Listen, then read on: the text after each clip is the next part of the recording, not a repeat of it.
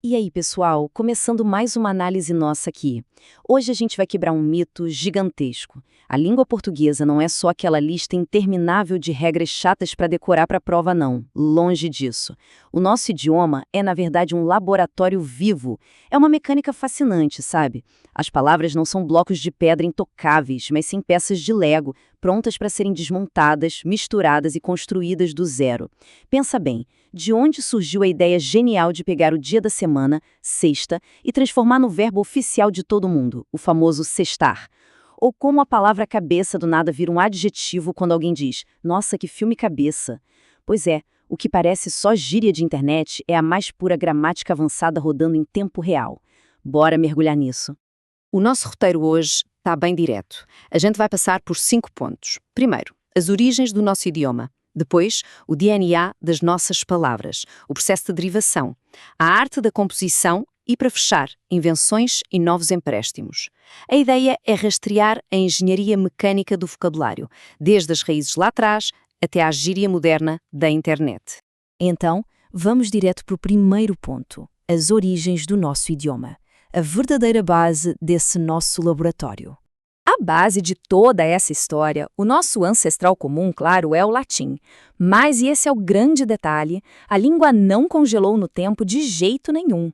Aqui no Brasil, ela virou um sistema incrivelmente rico, que respira, se misturando de um jeito muito profundo com as línguas indígenas e africanas.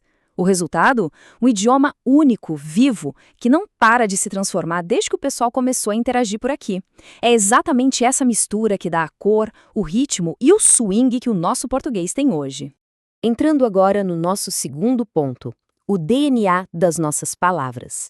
Vamos dar um zoom mental aqui e descer lá para o nível microscópico para entender os morfemas.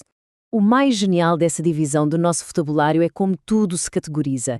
Imagina os morfemas como o verdadeiro DNA mesmo, as menores pecinhas de construção de uma palavra, e eles se dividem em 2 grandes times. De um lado, a gente tem os morfemas lexicais. Esses são os caras que carregam significado real, aquela conexão direta com o mundo físico, sabe? A imagem que vem na cabeça quando a gente ouve a palavra. Do outro lado, ficam os morfemas gramaticais. Eles não têm um significado isolado no mundo real, mas funcionam como o esqueleto da coisa toda. Eles estruturam a parte interna da palavra para garantir que tudo faça sentido lógico e gramatical na frase. E é aqui que a gente vê essas peças de Lego se encaixando na prática.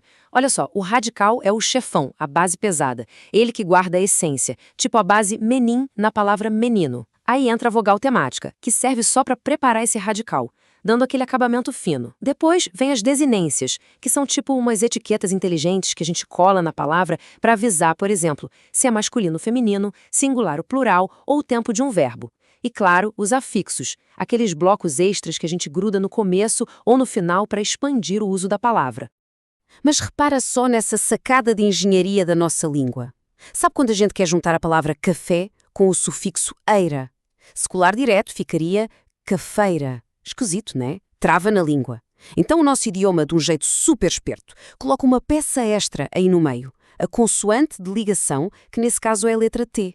Então passamos do passo 1, café, para o passo 2 com o T e o passo 3, eira. Pronto, cafeteira.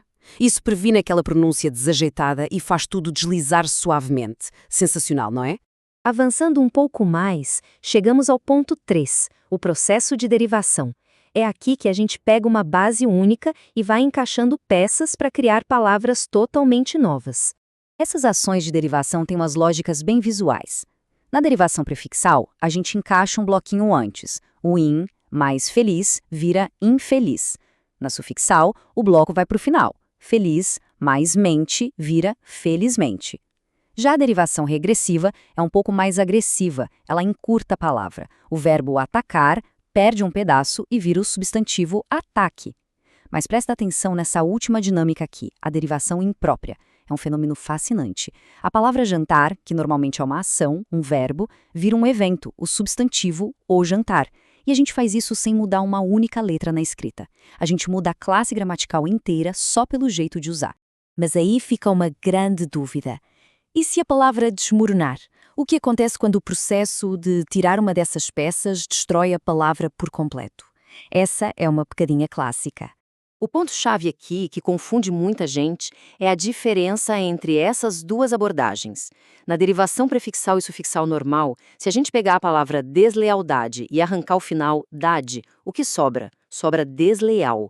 É uma palavra que sobrevive e faz todo o sentido sozinha. Agora, quando a gente fala de derivação parasintética, o buraco é mais embaixo. Se pegar a palavra emagrecer e tirar o prefixo e, sobra magrecer. E magrecer simplesmente não existe, a palavra desmorona. Na derivação parasintética, os blocos funcionam tipo uma ponte estaiada. Ou você cola tudo de uma vez só, ou a estrutura não se sustenta de jeito nenhum. Vamos agora para a seção 4, a arte da composição. O que acontece quando a gente pega dois blocos enormes, dois radicais pesados, e faz os dois colidirem? A composição rola de dois jeitos bem diferentes. De um lado, a justaposição, que é como um aperto de mãos amigável. Cachorro e quente dão as mãos e viram cachorro-quente. Uma fusão pacífica, nenhuma letra ou som se perde, fica tudo intacto. Do outro lado, a gente tem a aglutinação, que é literalmente um acidente de trânsito gramatical. A batida entre os radicais é tão forte que as palavras perdem letras para sempre. Plano, mais alto, se esmagam, perdem a letra O e formam planalto. A mesma coisa com o vinho e acre, que amassa tudo e vira vinagre. Tem uma perda fonética permanente na hora de gerar o termo novo. E olha que fato histórico bizarro sobre o nosso jeito de falar todo dia.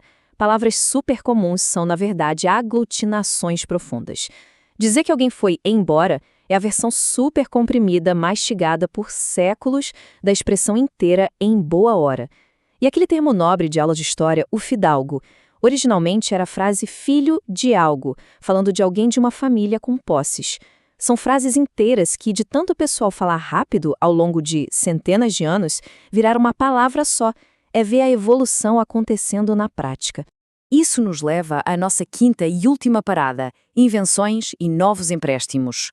Vamos ver esse laboratório operando em tempo real para provar que as engrenagens da gramática simplesmente não desligam. Com a nossa rotina moderna, super conectada, o laboratório está trabalhando a todo vapor para criar neologismos. A gente pega regras clássicas e aplica para inventar termos na hora. Lembra do verbo sextar, a partir de sexta-feira?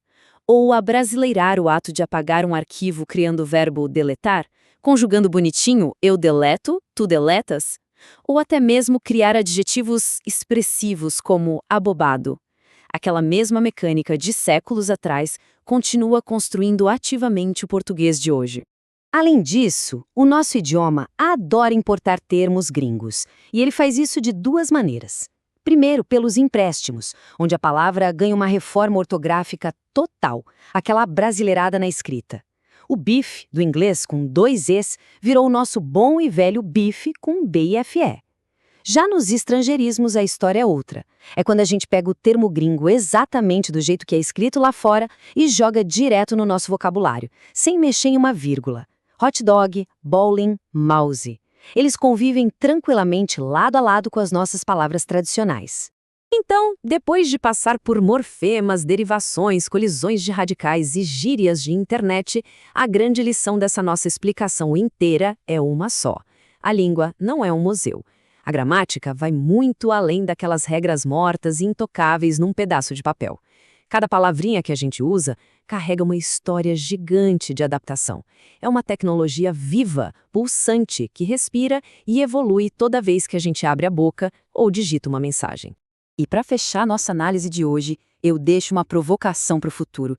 Se a gente já usa essas mesmas engrenagens centenárias para criar gírias e importar termos de tecnologia numa velocidade absurda, como será o nosso vocabulário no ano de 2124? Quais palavras bizarras, derivadas ou totalmente aglutinadas por acidentes de trânsito fonéticos vão estar nos livros de gramática daqui a 100 anos? Fica o convite para todo mundo prestar muito mais atenção no vocabulário do dia a dia, porque a nossa geração, agora mesmo, está operando o laboratório da língua portuguesa. Valeu demais por acompanharem e até a próxima!